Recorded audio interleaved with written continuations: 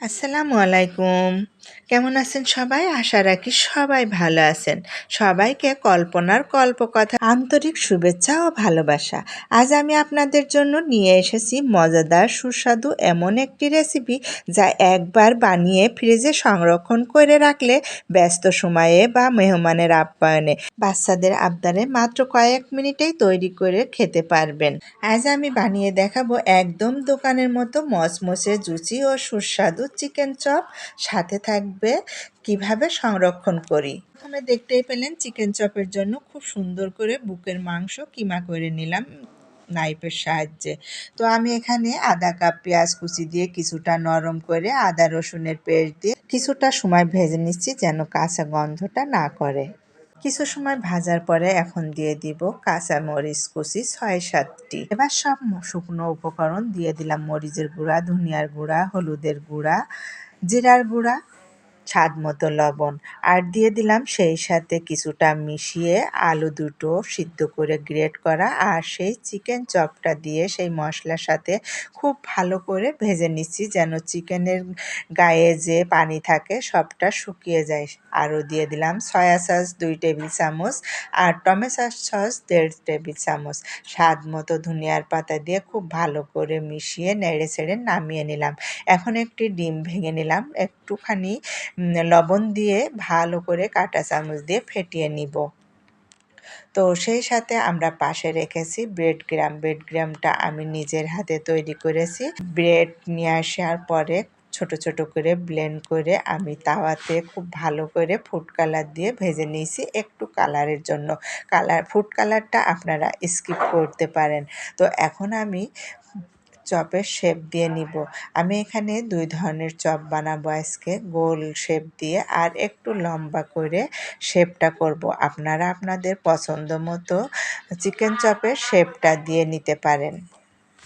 এবার চপের শেপটা সুন্দর করে দিয়ে ডিমে গুলায়ে ব্রেডগ্রামে গড়িয়ে নিব। এই চপগুলো আপনি অনেক দিন পর্যন্ত ফ্রিজে সংরক্ষণ করে খেতে পারবেন। ঘরে তৈরি করা খাবার সবচেয়ে বড় সুবিধা হলো নিজের পছন্দ মতো উপকরণ ব্যবহার করা যায় আর পরিবারের সবাইকে নিরাপদ ও স্বাস্থ্যকর খাবার খাওয়ানো যায়। তো স্বাস্থ্যকর খাবার খাওয়ালে মনের কাছে অনেক শান্তি ও তৃপ্তি লাগে। চপটা ডিমে এপিট ওপিট করে ব্রেডগ্রামে গড়িয়ে নিলাম। এখন বাকি চপের শেপগুলো দিব। এবার একটু লম্বা শেপ করে নিচ্ছি। আপনাদের সাথে শেয়ার করি এই চিকেন চপটা আমি রমজানেও রাখি ডিপ ফ্রিজে এয়ারটাইট বক্সে রেখে দিলে যে কোনো মুসাফির বা মেহমান আসলে চটজলদি বের করে ভেজে নেওয়া যায়। ভেজে নেওয়ার ৫ মিনিট আগে বের করে রাখলে আরও। ভিডিওটি ভালো লাগলে একটি লাইক দিয়ে কমেন্টে জানাতে পারেন সম্পূর্ণ ভিডিওটি দেখে আপনার কেমন লেগেছে।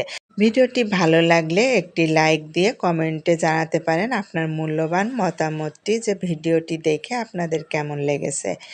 আর পাশে থাকার বেল বাটনটি অন করে দিয়ে সাবস্ক্রাইব করে রাখতে পারেন।